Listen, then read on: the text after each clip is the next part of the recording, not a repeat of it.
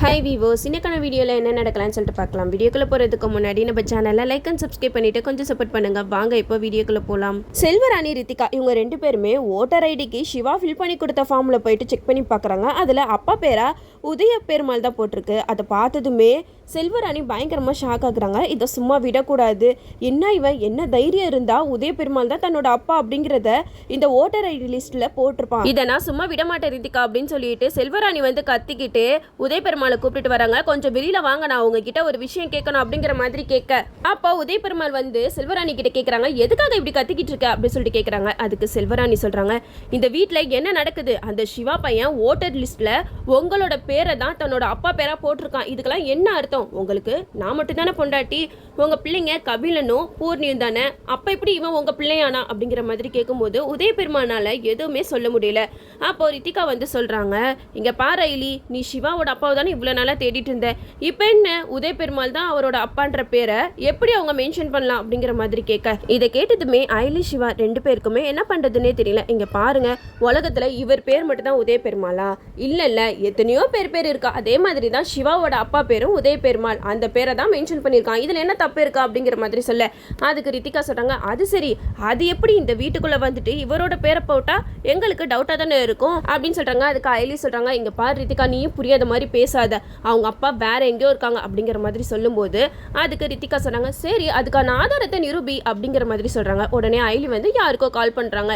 Uncle எப்படி இருக்கீங்க அப்படிங்கிற மாதிரி பேச, இதை கேட்டதுமே உதய பெருமாளுக்கு ஒண்ணுமே புரியல. இந்திராணி குழப்பத்துல தான் இருக்காங்க. இவ என்னதான் பண்ணிக்கிட்டு இருக்கா, ஒன்னும் புரியலையே அப்படின்னு சொல்லிட்டு பார்த்துட்டு இருக்கும்போது உதய பெருமாள் தான் பேசுற, சொல்லுங்கம்மா அப்படிங்கிற மாதிரி அவர் பேசுறாங்க. இதெல்லாம் கேட்டுட்டு செல்வராணிக்கு ரித்திகாக்கு என்ன பண்றதுன்னே தெரியல. அப்போ ஐலி சொல்றாங்க, இங்க பாருங்க, அவர் தான் சிவாவோட அப்பா உதய பெருமாள், இப்பயாவது உங்களுக்கு டவுட் கிளியர் ஆயிடுச்சா அப்படிங்கிற மாதிரி கேட்கும்போது செல்வராணி சொல்றாங்க, சிவாவுக்கு அப்பா இருக்காங்கன்னா அந்த வீட்டுக்கு நீங்க ரெண்டு பேரும் போய் தொலைய வேண்டியதானே, எதுக்காக இந்த வீட்டில் இருக்கீங்க அப்படிங்கிற மாதிரி கேட்க, இதை கேட்டுட்டு ஐலி சிவாக்கு என்ன சொல்றதுன்னே புரியல.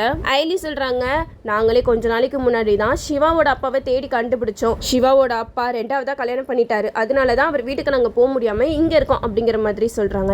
இதெல்லாம் கேட்டுட்டு செல்வராணி இந்திராணியை பிடிச்சி செம்மையா திட்டுறாங்க. என்ன இந்திராணி, இப்படி கேவலப்பட்ட குடும்பத்தெல்லாம் இந்த வீட்டுக்குள்ள எதுக்காக சேர்த்த அப்படின்னு சொல்லும்போது உதய பெருமாள் மூஞ்சி பயங்கரமா மாறி போகுது. அப்ப செல்வராணி சொல்றாங்க, இங்க பாரு, இப்படி ஒரு கேடு கேட்ட குடும்பத்துல இருக்கிற பையனெல்லாம் இந்த வீட்டுல வச்சிருக்கிறது நல்லதில்லை இந்திராணி, எவ்வளவு சீக்கிரம் முடியுமோ அவ்வளவு சீக்கிரம் இவங்க ரெண்டு பேரையும் வீட்டை விட்டு அமுச்சு விடு அப்படிங்கிற மாதிரி செல்வராணி இந்திராணி கிட்ட சொல்லிடுறாங்க. அப்ப கபிலன் வந்து பயங்கரமா கோவப்பட்டு சிவாவோட சட்டையை பிடிச்சி சண்டை போடுறாரு. இங்க பாரு, இதுக்கு மேல எங்க அப்பா தான் உங்க அப்பா அப்படிங்கிற மாதிரிலாம் பண்ணிட்டு இருந்தேன், உன்னை நான் சும்மா விட மாட்டேன்டா அப்படின்ட்டு சண்டை போடுறாங்க. அப்போ இந்திராணி கபிலனை சமாதானப்படுத்தி கூட்டிட்டு போறாங்க. அப்போ கபிலன் வந்து இந்திராணி கிட்ட சொல்றாங்க, இங்க பாருங்க அக்கா, இவங்க ஏதோ பெரிய பிளானோட தான் வந்திருக்காங்க, சீக்கிரமா இவங்களை வீட்டை விட்டு அனுப்பிச்சிருங்க, அதுதான் நம்ம எல்லாருக்குமே நல்லது அப்படின்னு சொல்லிட்டு இந்திராணி கிட்ட கபிலன் சொல்றாங்க. இதெல்லாம் கேட்டுட்டு இந்திராணிக்கு மனசே சரியில்லை. சரி, அவங்க ரெண்டு பேர்கிட்டையும் போய் பேசுவோம் அப்படின்னு சொல்லிட்டு இந்திராணி போறாங்க. இந்த சைடு கபிலன் வந்து, சிவா யாரு, எங்க இருந்து வந்திருக்கான், இவங்க ரெண்டு பேரும் என்ன பிளானோட வந்திருக்காங்க அப்படிங்கறத கண்டுபிடிக்கிறதுக்காக ரூம்குள்ள போயிட்டு என்னென்னத்தையோ தேடிட்டு இருக்காங்க. அப்போ சிவா ஐலி ரெண்டு பேரும் வரதை பார்த்துட்டு கபிலன் அந்த ஸ்க்ரீனுக்கு பின்னாடி போய் ஒளிஞ்சுக்கிறாங்க. அப்போ வீடெல்லாம் கலைஞ்சிருக்கிறத பார்த்துட்டு சிவா வந்து ஐலி கேட்கிறாங்க, என்ன ஐலி எல்லாத்தையுமே கழிச்சு போட்டு வச்சிருக்காங்க, யார் வந்திருப்பா அப்படிங்கிற மாதிரி கேட்க, அதுக்கு ஐலி சொல்றாங்க, பாவி வந்து விளையாண்டுருப்பா அப்படின்ட்டு சொல்றாங்க. அப்போ சிவாவோட மாமா போட்டோ எடுக்கிறாங்க. அந்த ஃபோட்டோவில் இருக்கிறது தான் என்னோட மாமா, இவங்களை மட்டும் நான் தேடி கண்டுபிடிச்சிட்டா போதும் அப்படிங்கிற மாதிரி ஐலி கிட்ட சொல்லிக்கிட்டு இருக்காங்க. கவலைப்படாதீங்க சிவா, சீக்கிரமாகவே நம்ம இவரை கண்டுபிடிச்சி எல்லா உண்மையும் நம்ம நிரூபிப்போம் அப்படிங்கிற மாதிரி சிவா கிட்ட ஐலி சொல்கிறாங்க. இதெல்லாம் கேட்டுட்டு கபிலனுக்கு பயங்கரமாக டவுட் வருது, என்ன ஃபோட்டோவாக இருக்கும், அவங்க எதை பற்றி பேசிகிட்டு இருக்காங்கன்னு தெரியலையே, சீக்கிரமாக இதோட சீக்கிரட்டை கண்டுபிடிப்போம் அப்படின்ட்டு அங்கேருந்து யாருக்கு தெரியாமல் எஸ்கேப் ஆயிடுறாங்க. அப்போ இந்திராணி வராங்க ரூமுக்கு. இந்திராணி வந்து ஐலி சிவா ரெண்டு பேர்கிட்டையும் கேட்டுட்டு இருக்காங்க, நீங்கள் ஏதோ பிளானோட தான் வந்திருக்கீங்கன்னு எனக்கு நல்லா தெரியுது, நீங்கள் எதுக்காக அப்பப்போ பேச்சை மாற்றி பேசுறீங்க, அது மட்டும் இல்லாமல் உங்களால் இந்த வீட்டில் பெரிய பிரச்சனை வரும் போல அப்படிங்கிற மாதிரி இந்திராணி வந்து ஐலி கிட்ட சொல்கிறாங்க. அதுக்கு ஐலி சொல்கிறாங்க, இங்கே பாருங்கக்கா, நீங்கள் நினைக்கிற மாதிரிலாம் ஒன்றும் இல்லை அப்படிங்கிற மாதிரி சொல்ல, அதுக்கு இந்திராணி சொல்கிறாங்க, நீ யாருக்கு கால் பண்ண, அவர் எப்படி உதய பெருமாள்னு சொல்லிட்டு பேசுகிறாரு, எனக்கு ஒன்றும் புரியல, ஒழுங்காக தெளிவாக சொல்ல ஐலி அப்படிங்கிற மாதிரி சொல்ல, அதுக்கு ஐலி சொல்கிறாங்க, இல்லை நீ கண்டிப்பாக இந்த மாதிரி ஏதாவது ஒரு பிரச்சனை வரும் தான் நான் முன்னாடியே ஒரு அங்கிளை சிவாவோட அப்பா மாதிரி பேசுறதுக்கு செட் பண்ணி வச்சிருந்தேன் அப்படின்ற மாதிரி சொல்ல. இதெல்லாம் கேட்டுட்டு இந்திராணி செம்மையா டென்ஷன் ஆக்குறாங்க. என்ன ஐலி விளையாண்டுட்டு இருக்கியா? அப்பப்போ பேச்சை மாற்றி மாற்றி பேசுறீங்க. எனக்கு நீங்கள் பண்ணுறது சுத்தமாக பிடிக்கவே இல்லை. நீங்கள் ஏதோ பிளானோட தான் இந்த வீட்டுக்குள்ளே வந்திருக்கீங்க. இப்போ நீங்கள் கல்யாணம் பண்ணிக்கிட்டது கூட உண்மையான கல்யாணமா இல்லை எங்களை ஏமாத்துறதுக்காக பண்ண நாடகமான்றதும் எங்களுக்கு தெரியல. கண்டிப்பாக நீங்கள் ஏதோ ஒரு பிளானோட தான் வந்திருக்கீங்க. தயவு செஞ்சு இந்த 2 வாரத்தில் உங்களால் என்ன உண்மையை நிரூபிக்க முடியுமோ சீக்கிரமாக நிரூபிங்க. அப்படி உங்களால் எதுவும் பண்ண முடியலையா, தயவு செஞ்சு இந்த வீட்டை விட்டு போயிருங்க அப்படின்னு சொல்லிட்டு இந்திராணி போயிடுறாங்க. இதை கேட்டுட்டு சிவா பயங்கரமாக அழுகுறாங்க. பாத்தியா எலி, நான் எவ்வளோ பேர்கிட்ட அசிங்கப்பட்டு போகிறேன்னு சொல்லிட்டு எங்கள் அப்பா எதுக்காக என்னை அவரோட பையனை ஏற்றுக்க மாட்டேங்கிறாருன்னு எனக்கு ஒன்றுமே புரியல. அவர் மட்டும் அவர் வாயை திறந்து நீ தான்ப்பா என்னோட பையன் அப்படிங்கிறத சொல்லிட்டாருன்னா போதும், இந்த வீட்டை விட்டு நான் பாட்டுக்கு போய்கிட்டே இருப்பேன் அப்படிங்கிற மாதிரி சிவா ஐலி கிட்ட சொல்லி அழுதுகிட்டு இருக்காங்க. அந்த நேரத்தில் தான் வீட்டுக்கு போலீஸ் வராங்க. போலீஸ் பூரணி கிட்ட எல்லா விஷயத்தையுமே விசாரிக்கிறாங்க. அந்த கொலையை யார் பண்ணா, எதுக்காக பண்ணா அப்படின்னு கேட்கும்போது பூரணி பயத்தில் நடுங்குறாங்க.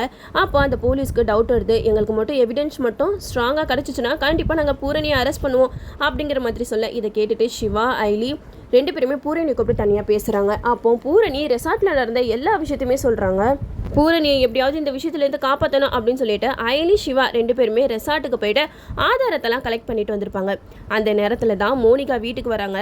இந்திராணி கிட்ட சொல்கிறாங்க, உன் தங்கச்சி எவ்வளோ பெரிய காரியத்தை பண்ணிட்டு வந்திருக்கா பார்த்தியா, நான் சும்மா விட மாட்டேன், கோர்ட்டு கேஸுன்னு உங்களை அலைய விடாமல் நான் ஓய மாட்டேன் அப்படிங்கிற மாதிரி மோனிகா பயங்கரமாக சவால் விட்டுட்டு போகிறாங்க. இதெல்லாம் பார்த்துட்டு ஐலி மோனிகா கிட்ட போயிட்டு சொல்கிறாங்க, இங்கே பாரு, உன்னோட வேலையெல்லாம் வேற எங்கேயாவது வச்சுக்கோ. இந்த வீட்டில் யாரையாவது ஏதாவது பண்ணணும்னு நினச்சேன், அது எங்களை மீறி தான் நீ பண்ணணும். நாங்கள் இருக்கிற வரைக்கும் உன்னால் எதுவும் பண்ண முடியாது அப்படிங்கிற மாதிரி மோனிகா கிட்ட ஐலி சவால் விடுறாங்க.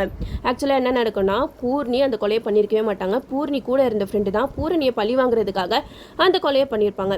இந்த விஷயத்தெல்லாம் நம்ம ஐலி சிவா 2 பேருமே போயிட்டு சூப்பராக இன்வெஸ்டிகேஷன் பண்ணி அந்த கேஸில் இருந்து பூரணியை காப்பாற்றிடுவாங்க. இது எல்லாமே மோனிகா இந்திராணியோட ஃபேமிலியை அசிங்கப்படுத்தணும், அவமானப்படுத்தணும் அப்படின்றதுக்காக தான் இப்படியெல்லாம் பண்ணியிருப்பாங்க. அதை நம்ம ஐலி சிவா 2 பேருமே சூப்பராக கண்டுபிடிச்சி இந்திராணியோட குடும்ப மானத்தையே காப்பாற்றிடுவாங்க. மறுபடியும் வீட்டுக்கு போலீஸ் பூரணியை அரெஸ்ட் பண்ண வருவாங்க. அந்த நேரம் பார்த்து நம்ம ஐலியும் சிவா இவங்க 2 பேரும் சேர்ந்து அவங்க கலெக்ட் பண்ண ஆதாரம் எல்லாத்தையுமே போலீஸ் கிட்ட சப்மிட் பண்ணுவாங்க. நீங்கள் எங்களை மீறி பூர்ணியை அரெஸ்ட் பண்ணவே முடியாது, ஏன்னா பூர்ணி கொலையே பண்ணவே இல்லை, அதுக்கான ஆதாரம் எங்ககிட்ட ஸ்ட்ராங்காக இருக்குது அப்படின்னு சொல்லிட்டு எல்லா ஆதாரத்தையுமே காட்டுவாங்க. இதெல்லாம் பார்த்துட்டு போலீஸே மிரண்டு போயிடுவாங்க. இந்த அளவுக்கு யாராலுமே இன்வெஸ்டிகேஷன் பண்ண முடியாது, நீங்கள் சூப்பராக பண்ணியிருக்கீங்க அப்படின்னு சொல்லிட்டு ஐலி சிவா 2 பேருமே பாராட்டுவாங்க. ஐலி கொடுத்த ஆதாரத்தில் அந்த பேட்டில் லெஃப்ட் ஹேண்டர் கைரேகை தான் இருந்திருக்கும். ஆனால் பூர்ணி லெஃப்ட் ஹேண்டர் கிடையாது, பூரணியோட ஃப்ரெண்டு தான் லெஃப்ட் ஹேண்டர். அதனால பூரணியோட ஃப்ரெண்டை கூப்பிட்டு விசாரிப்பாங்க. அங்கே ஐலி விசாரிக்கிற விதத்தில் விசாரிச்சனால பூரணியோட ஃப்ரெண்டு எல்லா உண்மையும் ஒத்துப்பாங்க. நான் தான் பூரணியை பழி வாங்குறதுக்காக இப்படியெல்லாம் பண்ணினேன் அப்படின்னு சொல்லிட்டு ஒத்துக்கிட்டோன்னே பூரணியோட ஃப்ரெண்டை தான் அரெஸ்ட் பண்ணிட்டு கூட்டிகிட்டு போவாங்க. பூரணியை நம்ம ஐலி சிவா இவங்க 2 பேரும் தான் காப்பாற்றிருப்பாங்க. இந்திராணி சீக்கிரமாகவே ஐலி சிவா இவங்க 2 பேருமே வீட்டை விட்டு போயிடணும் அப்படின்னு சொல்லி தான் சொல்லிட்டு இருப்பாங்க. ஆனால் வீட்டில் இவ்வளோ பெரிய பிரச்சனையை ஐலி சிவாவும் 2 பேரும் சேர்ந்து சூப்பராக ஹேண்டில் பண்ணதை நினச்சி இந்திராணி ரொம்பவே சந்தோஷப்படுவாங்க.